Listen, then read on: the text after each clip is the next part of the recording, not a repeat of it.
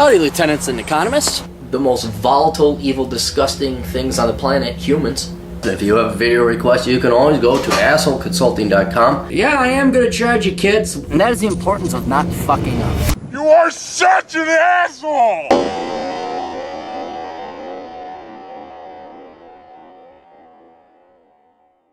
Everybody, the old captain here. This is a video request, and if you have video requests or consultation requests, go to assholeconsulting.com and we will take care of you, either by video or email. Young man writes in, and I'm going to abbreviate because it's a bit of a lengthy email. Aaron, I've been watching you for a while, really enjoy Bachelor Pad Economics. I'm originally from Orange County, California, but now live in Santa Fe, New Mexico. New Mexico in general is okay, but Santa Fe is a liberal hellhole. Seriously, I'm not kidding. Amongst all the other bullshit, minimum wage is extraordinarily high. The city council completely banned the use of plastic bags. I could go on, but trust me, Santa Fe is every bit as liberal as San Francisco. Yes, I'm aware. Foolishly, perhaps I was born and raised in a conservative part of California. I did not factor in politics into the decision process of when I moved. Granted, the plethora of Toyota Priuses parked outside the local Whole Foods should have tipped me off, but I was excited about the prospect of moving and wasn't paying attention to stuff like that at the time. I would move to Albuquerque, which is more moderate, much more conservative Las Cruces area at the bottom of the state, but moving is a pain in the ass. Blah, blah, blah, blah, blah, blah. I mentioned he talks about how he had people come, he had Republican signs in his yard, and two Nazis claiming to be leftists came up and yelled at him. I mentioned all this because some of your videos you've given relocation advice, and you generally recommend tax-free states, or at the very least Republican-leaning areas. I wish I had gotten the advice before I moved. I might have saved myself a couple of years of misery. I can't reiterate enough to your viewers how important it really is that local politics be taken into consideration before moving. I think it would be worthwhile for you to do a dedicated video specifically about considering local politics when moving. I'm happy to pay for such a video if it saves one poor bastard from making the same mistakes I did. It'll be money well spent.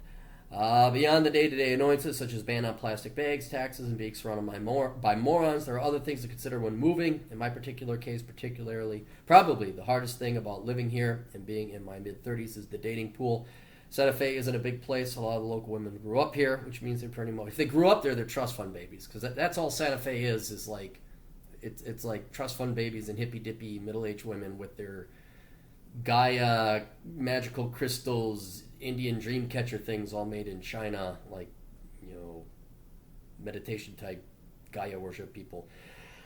Time to time is anyway, if I had made decisions. Okay, anyway, all right. What this young client brings up is very important, and that is where you live. And the reason it's very important, the number one reason why where you live, you want to consider local politics, is because unlike at the federal level where you just have to watch the fucking dipshit president or Harry Reid, you don't actually have to interact with them or see them or interact with people like them. But at your local level, local politics, which very much directly affect you, and the community, the people that you live within, you want to make sure you live in a libertarian or conservative type environment. Now, and this affects everything because you're there, you're living, you have to deal with these people. So from a financial perspective, you guys know I've talked about this before, but you have to view it, if you're going to buy a property, heaven help you if you live in Santa Fe or Crocus Hill or Sedona, all right? You have to view local government, the city that you live in, not as a city or a government, but a homeowners association. It is no different than if you moved into a condoplex. You want to know who lives in that condoplex, because homeowner association fees are no different. They're identical to the property taxes you pay in the city, except instead of going to pay for the roof or the gates or the groundskeeping, if you live in the homeowners association of Minneapolis, it goes to pay for teachers to brainwash your kids to hate you, bike trails, and all that. And I've told you guys the story before, how my property taxes trebled, even quadrupled in the 8 years I lived there. Ironically, the amount of city services did not increase at all. So you got to look and say, okay, who am I living with in this homeowners association? If it's a bunch of liberal leftist dipshits, they're going to jack up your property taxes or homeowner association fees. So from a financial perspective, one, ideally you wouldn't want to live in a liberal town unless like you're going to college or you're being paid an egregious sum of money and you want to lower your taxes. Okay, I understand that. Or you're young and you want to go out and party. And by which chance, man, if you're in your 20s, all girls are going to be liberal, so don't worry about that. But you never, if you all of a sudden find that you are going to raise a family and you need to buy a house, you never, ever, ever buy a house in a leftist or liberal town. You never do that because you don't own it. You're just paying rent and being forced to by democracy, which if it's a liberal town, it's populated by idiots, they're going to jack up your taxes to pay for stupid shit that you never really wanted. So you never, and it's like investing in Cuba, you never invest in a liberal town. You do not buy a house. Move to the suburbs, move outside, commute, whatever. Do not buy a house in a liberal. Now, how do you find if it's a liberal area? You could look it up on the internet, voting patterns, those blue, red counties, not even states, but blue. And you can, I think you can even go down to zip code or city level data. But yeah, you do not live, sure. Have fun, party, yeah, why not? That's where the young and stupid people are. But once you get 30 or 40 and you want to own a house or you got a career and you want to set down roots, make damn sure it ain't in a liberal town, right? So that's one thing. Now, then there's the social aspects. When you're younger, as always, you're just condemned to hang out with leftists. There's no way you're going to avoid that. You're going to be in college, and on top of it, the younger you are, the dumber and stupider you are. All right, it's just a fact of life. You're not going to find hot 20-something conservative libertarian chicks to nail. Just isn't going to happen. Not in your 20s and your late teens, anyway. But if you're starting to think wife material, well, yeah, you gotta go outside of that. Now, the internet does help in this regard a little bit. You could go online dating, all this other stuff, hopefully find white material. But it will help you in general to find or live in an environment that is more traditionally conservative or libertarian. So if all of a sudden you're on the wife hunt, you haven't bought a house yet, go rent, maybe go drive out to the suburbs, whatever. I hate to say it because it's so cliche. Maybe go to church, join groups, whatever. But you ain't going to find it at the local hipster bar. That nice June Ward Cleaver future type wannabe gal. You're not going to find her with her tatted up hoop-de-loop-de earrings and nose piercings in the city. It just ain't going to happen in hipsterville. Now, so that's the romantic part. But you, like I said, you got to fish. You got to go where the game is. You got to go where marriageable women are, and that's just not uptown. It's not going to happen. And then finally, social. Again, you can find any group of people, like-minded people on the internet, and that has actually been a saving grace and a bit of sanity, a bit of refuge of sanity, haven of sanity, because it's like, oh wow, I'm not the craziest person, because especially if you're in not Sedona, Santa Fe. Yeah, you might be driven crazy. But, again, there's another reason why you don't want to live in there. I mean, when I lived in Minneapolis, my tires got slashed, my cars got keyed, my one Republican conservative sign got vandalized and taken down. These are leftists. You don't want to live with these people. They're more authoritarian and criminal than conservatives. You can live in a Republican conservative Leave It to Beaver, Swipple neighborhood. No one's going to slash your tires because you got an Obama sticker. The same cannot be said for the hypocrites who are, quote, leftists and are all about open-mindedness and the freedom of speech and liberty.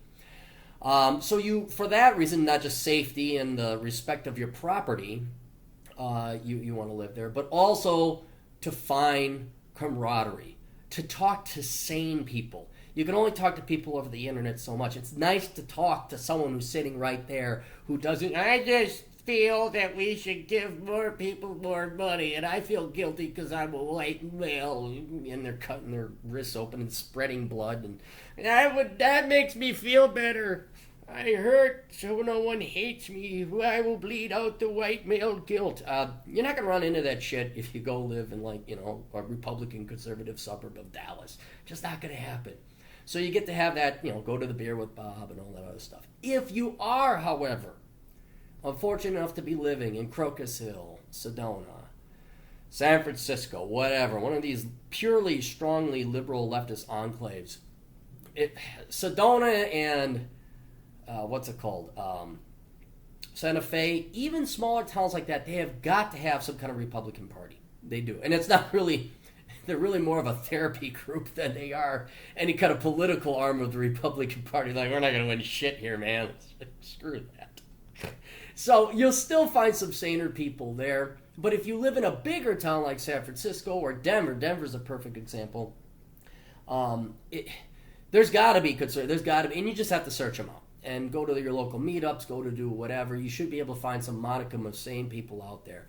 Sedona a little harder, Santa Fe a little harder because of the smaller size, but I'm sorry that you just gone done fucked up. I mean, you picked probably the most liberal and small enclave you possibly could, and it's going to be really hard finding some conservative type people. But a larger city, no matter how liberal, Chicago, millions, well not millions, probably a couple million people in Chicago that are conservative or libertarian leaning.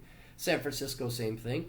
They're out there, so it's not as bad. But the key thing, above all else, rent, live in these towns, enjoy what they have to offer, especially if you're a poor, younger 20-something kids. Take advantage of all their social services, take advantage of lower tuition, have them pay, take advantage of all the leftist crap they want to offer. But the second you start thinking about raising a family, buying a house, starting to look for a spouse, or a wife or a husband, your lifelong partner, you have got to go get the fuck out of Dodge, find better fishing holes, find better hunting grounds, and find your quality spouse there. And then, for heaven's sake, do not buy a house or raise a family in a leftist town. Do not. You gotta. I don't care how boring and swippled and squeaky clean it is. You want to live in the neighborhood that June and Ward Cleaver lived in. Not because it's white or you're like, oh God, what if I'm black? No, everybody of every color. You want to live in the neighborhood where June and Ward Cleaver lived. It's boring. Your property taxes ain't going to go jacked up. You're not going to get ass raped. That's where you want to live. Your kids are going to go to quality schools, all that other. That's where you want to buy your house. That's where your property taxes aren't going to go and destroy and undermine the value of your property. That's where you want to live. But until that time, I don't buy a house. Be mobile. Take advantage of wherever you want to move. You want to live somewhere else. Now you had a business, so unfortunately you're kind of anchored there a little bit. But as advice, as you requested to help out other people, man, do not rent. Do not anchor yourself down. Do not buy a house. Always rent. Do not anchor yourself to a house until you are going to raise a family and you're really compelled and you have found the place you want to live and die in. Right? Otherwise, it is just not worth the risk of having this liability, which is what a house is, where all of a sudden demographics can change. You can have a bunch of liberals move out and overtake the suburbs. Now they're voting up property taxes. The value of your property goes down. It's not worth it. You want to be mobile until the point in time it compels you to buy a house. And when you do buy a house, you do not live in a liberal town. Right? Anyway, hope that helped everybody out. Best of luck to you all. Toodles.